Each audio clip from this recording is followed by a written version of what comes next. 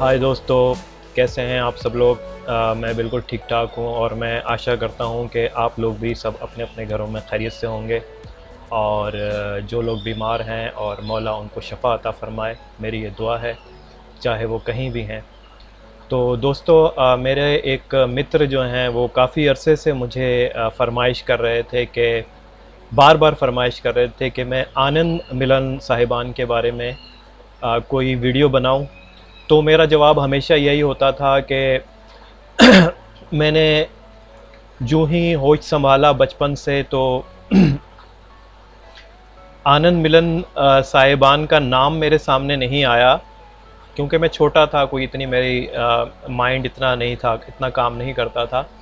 तो उनके गाने गाहे बगाहे मेरे सामने आते थे। तो फिर क्या हुआ कि जैसे जैसे मुझ में शऊर जो है म्यूज़िक का वो बढ़ता गया, तो उस पे मेरे दिमाग पर जो जिन लोगों ने कब्ज़ा जमाया, उनमें सर फ़हरिस्त जो हैं वो नदीम श्रवण साहिबान थे, और उसके अलावा अन्नू मलिक साहब थे, और उसके अलावा आप रख लें कि आनंद राज आनंद साहिब, ये भी काफ़ी लेट आए थे। तो इनका भी काफ़ी काम स्कोर अच्छा रहा है म्यूज़िक में।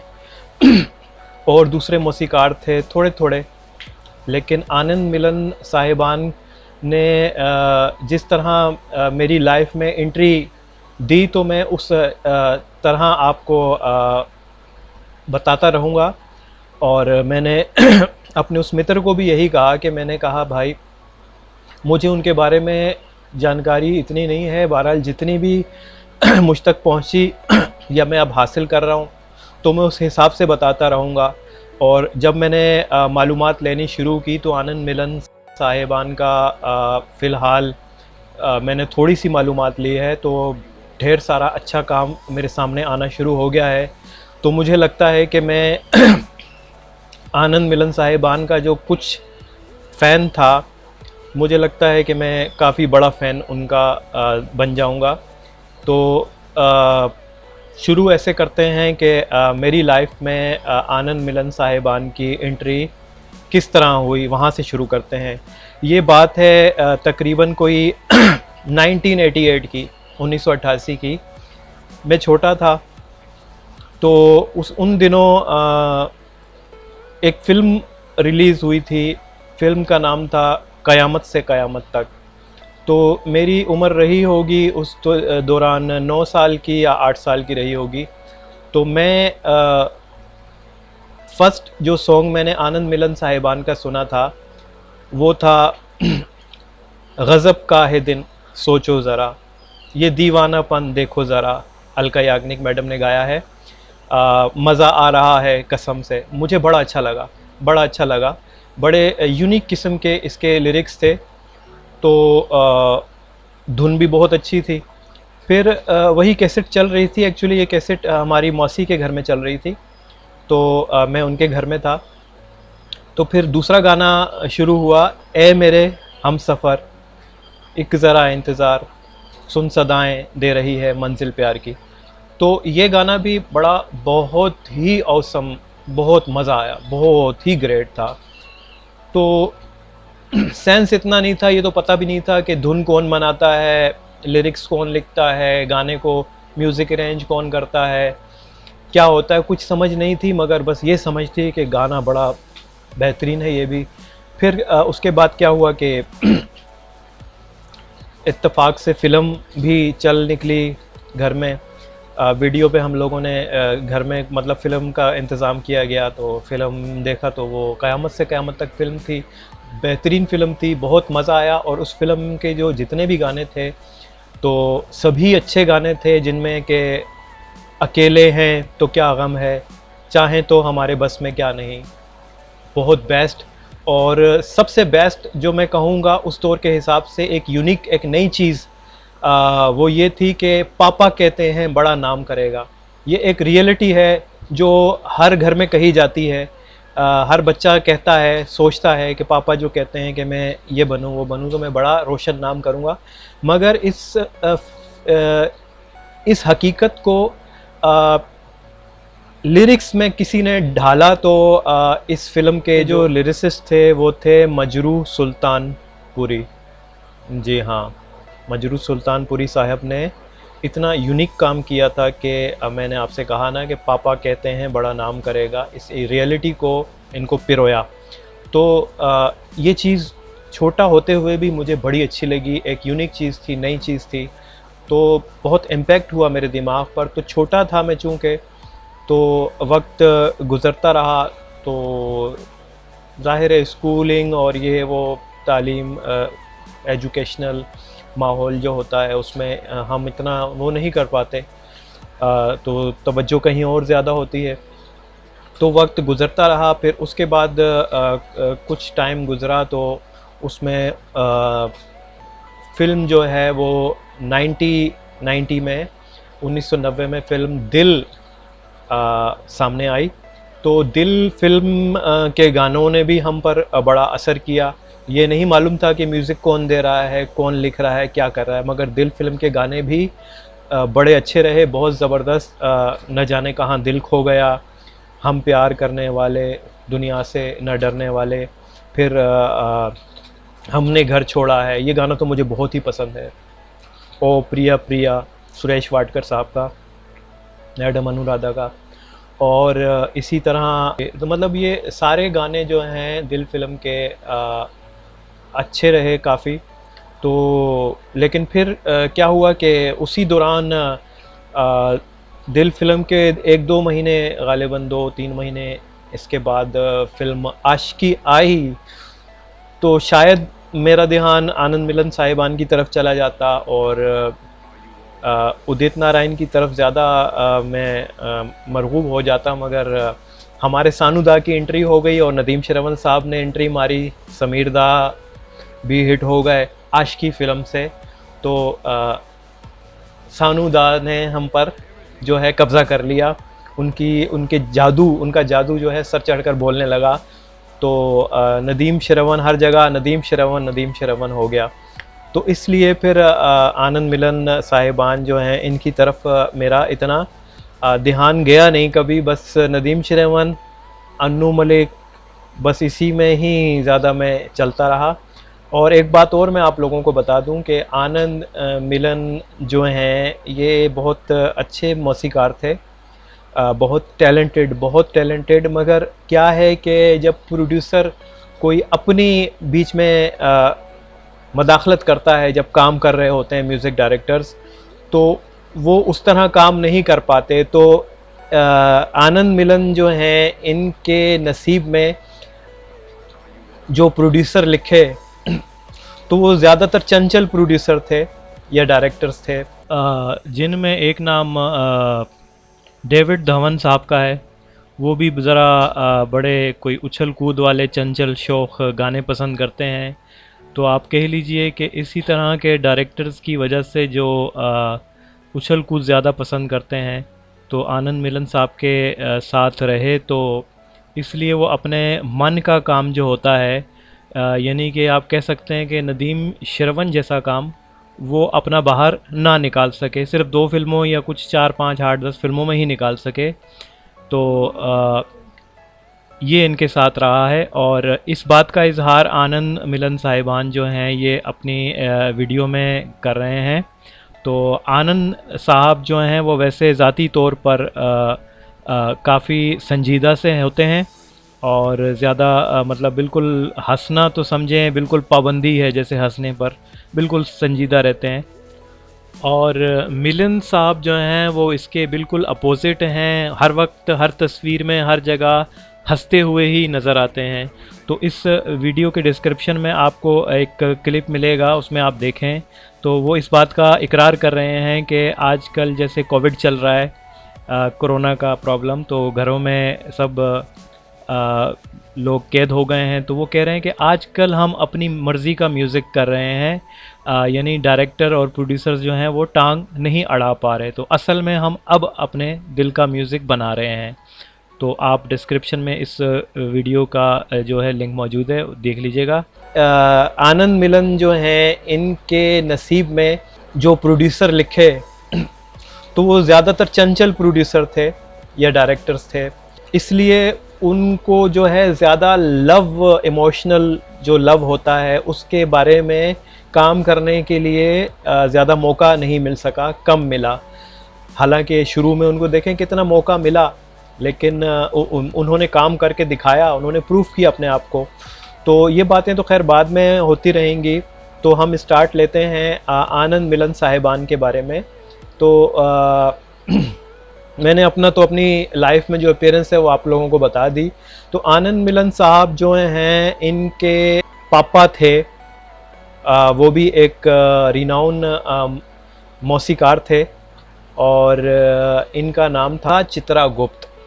ये ब्लैक एंड वाइट दौर के बहुत अच्छे जाने माने रिनाउन मौसीकार थे और इन्होंने ही अपने बच्चों को ट्रेन किया। आनंद श्रीवास्तव और मिलन श्रीवास्तव साहिबान दोनों को इन्होंने ट्रेन किया। और इनकी जो पहली फ़िल्म विकिपीडिया के मुताबिक हम देखते हैं वो है, इन्होंने जो डेब्यूट किया वो किया फ़िल्म 1984 में अब आएगा मज़ा फ़िल्म से आगाज़ किया। और अब आएगा मज़ा में अगर हम देखते हैं तो फ़ारूक शेख हीरो थे।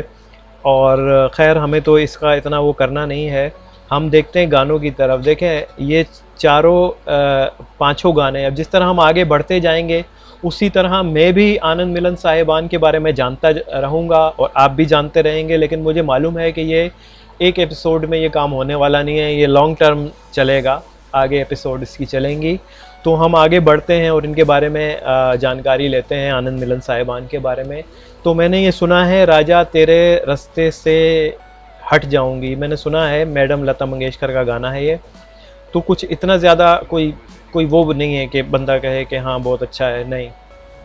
और 16 बरस की कम सिन उमरिया, तो किशोर कुमार और आशा भोसले का है, ये भी मैंने सुना है। तो मुझे कोई इतना इम्पैक्ट नहीं किया मेरे दिमाग पर। कब जाने अनजाने, किशोर कुमार एंड आशा भोसले, ये भी मैंने सुना है, कोई इतना इसने भी इम्पैक्ट नहीं किया मुझ पे। और 440 वोल्ट की लड़की, तो इस पे पंकज मित्रा एंड उदित नारायण, तो इन्होंने गाया है, ये भी कोई मुझे इतना इम्पैक्ट नहीं कर सकी। बच्चो अमित कुमार महेंद्र कपूर, ये भी कोई इम्पैक्ट नहीं कर सका, मुझे बिल्कुल पसंद नहीं आया। तो ऐसा कुछ है नहीं इसमें। तो आगे चलते हैं, आगे चलकर जी अब हम आपको क्या बताते हैं जी। सबसे पहले ये देखें कि ये कहते हैं आनंद मिलन जो हैं इन्होंने इकट्ठे कंपोज किया फिल्मों का म्यूज़िक और 200 से ज़्यादा बॉलीवुड फिल्म्स इन्होंने कंपोज की हैं। अब आएगा मज़ा से इन्होंने काम शुरू किया और फिर इनका काम जो हिट हुआ वो क़यामत से क़यामत तक 1988 में ये लोगों की नज़र के सामने आ गए। उसके बाद बाकी फिल्में बताते हैं, दिल बेटा, बोल राधा बोल, बागी, अ रेबेल फॉर लव 1990 में और अनाड़ी। ठीक है, तो दिल फिल्म के गाने, क़यामत से क़यामत तक औसम, बेटा फिल्म के गाने पर हम बाद में करेंगे, बोल राधा बोल फिल्म तो बहुत अच्छी है, गाने भी मैं इसमें भी बाद में रिव्यू करेंगे। बागी फ़िल्म मैं आपको बताऊं तो मैं आपको क्या बताऊं कि मुझे नहीं मालूम था कि ये सारे गाने एक ही फ़िल्म में हैं। मैंने बागी फ़िल्म नहीं देखी थी जब आई थी, न जाने किन प्रॉब्लम्स में था मैं उन दिनों, छोटा था ज़ाहिर है। तो ये फ़िल्म आई थी बागी 1990 में, यानी 1990 में ही आई थी, मगर मैंने नहीं देखी और ना मुझे पता चला कि ये सारे इकट्ठे अच्छे गाने इस फिल्म में हैं। इस बारे में बात करेंगे हम। तो अनाड़ी फ़िल्म के तो सारे ही गाने अच्छे हैं। तो इस तरह हम आगे बढ़ेंगे। सबसे पहले हम ये देखते हैं कि 1954 से लेकर अभी तक कौन से मौसीकार जो हैं उन्होंने अवार्ड्स हासिल किए हैं, तो वो देखते हैं हम। और उसमें ये भी जानने की कोशिश करते हैं कि हम देखते हैं कि जी आनंद मिलन साहिबान ने कोई फ़िल्म फेयर अवार्ड जीता है कभी या नहीं जीता, तो वो हम गिनती करेंगे। तो यहाँ से हम स्टार्ट लेते हैं, इनका 1984 से देखना शुरू करते हैं। 84 में R.D. बर्मन साहब ने, पंचम दा ने जीता अवार्ड, बप्पी लहरी ने 1985, रविंद्र जैन 1986। अच्छा, 87 में किसी को अवार्ड ही नहीं दिया गया, 1988 में भी नहीं दिया गया, न जाने क्या मसला हुआ होगा। आनंद मिलन साहिबान को 1989 में अवार्ड मिला। ज़ाहिर है फिल्म क़यामत से क़यामत तक के लिए, ये मैं बगैर देखे आपको आइडियतन बता रहा हूँ, ठीक है। तो एक अवार्ड तो इनका हो गया। फिर आगे हैं राम लक्ष्मण 1990, नदीम श्रवण साहिबान मेरे गुरु 1991, फिर 1992 में ज़ाहिर साजन फ़िल्म के लिए मिला होगा, 1991 में आशिकी फ़िल्म के लिए मिला होगा, और फिर 1993 में दीवाना फ़िल्म के लिए मिला होगा। ये आइडियतन बता रहा हूँ मैं। और फिर आगे चलते हैं तो Annu Malik 1994, R D Burman 1995, R D Burman नहीं ए आर रहमान 1996, नदीम श्रवण मेरे गुरु 1997 में इनको दिया गया। आगे चलते हैं उत्तम सिंह 1998 में, ये मैं कह सकता हूँ कि दिल तो पागल है का होगा, आइडिया बता रहा हूँ। ए आर रहमान 1999, ए आर रहमान 2000, अच्छा राजेश रोशन 2001, ए आर रहमान 2002, ए आर रहमान 2003, शंकर एहसान लोए 2004, Annu Malik 2005, Shankar Ehsaan Loy 2006, A R Rahman 2007, A R Rahman 2008, A R Rahman 2009, A R Rahman 2010, Sajid Wajid and Lalit Pandit 2011, A R Rahman 2012, Pritam 2013, Ankit Tiwari, Jeet Ganguli and Mithoon 2014, इन तीनों को मिला। शंकर एहसान लोए 2015 को मिला। अमाल Malik, Ankit Tiwari and Meet brothers अनजान 2016 को मिला। प्रीतम 2017 को मिला। प्रीतम 2018, संजय लीला भंसाली 2019, जोया अख्तर इनको मिला है। जोया अख्तर और अंकुर तिवारी और अमाल मलिक इनको इकट्ठा अवार्ड कब मिला है जी? इनको मिला है 2020 में। जोया अख्तर, अंकुर तिवारी और अमाल मलिक, मिथुन, अमाल मलिक, मिथुन, विशाल मिश्रा, इन सबको जितने भी नाम लिखे हुए आ रहे हैं 2020 में अवार्ड मिला है। प्रीतम दा को फिर अवार्ड मिला है 2021। यानी इतने बेस्ट म्यूज़िक कंपोज़र्स जो थे हमारे आनंद मिलन साहब, बल्कि हैं, गॉड उनको ज़िंदगी दे, और इनको सिर्फ एक अवार्ड दिया गया है दोस्तों। और मैं क्या कहूँ, अब किस पर उंगली उठाऊँ तो ये अच्छा नहीं हुआ। यानी 1989 सिर्फ क़यामत से क़यामत तक के लिए इनको अवार्ड दिया गया है, और इसमें दिल फिल्म भी शामिल नहीं है और बागी फ़िल्म भी शामिल नहीं है, और कई फ़िल्में मैं आपको गिनवाऊँगा जैसे कि अनाड़ी है, और कुछ फ़िल्में हैं और भी आएंगी जो मुझे मालूम भी नहीं है। तो इन पर भी इनको अवार्ड नहीं दिया गया। तो ये एक क्या कह सकता हूँ मैं अब, वेरी बिग मिस्टेक। और इसमें इतना नाम जो ए आर रहमान साहब का लिया जा रहा है, तो मैं आपको सही बात बताऊं तो मुझे ए आर रहमान साहब का म्यूज़िक यूँ समझ लें कि शायद 5% या 4% कभी अच्छा लगा हो, लेकिन 95% आप मेरी समझ में कभी उनका म्यूज़िक ना आया, ना उनके कोई, मतलब आनंद मिलन साहिबान बहुत ऊपर हैं, ए आर रहमान से बहुत ऊपर हैं। और आगे हम देखेंगे कि क्या है क्या नहीं है। तो अभी तक इतना ही, क्योंकि आप लोग भी थक गए होंगे इतनी लंबी गुफ्तगू से। फिर आगे चलकर मैं आपसे और गुफ्तगू करूँगा इनके बारे में, आनंद मिलन साहिबान के बारे में। और इजाज़त चाहता हूँ। Good bye.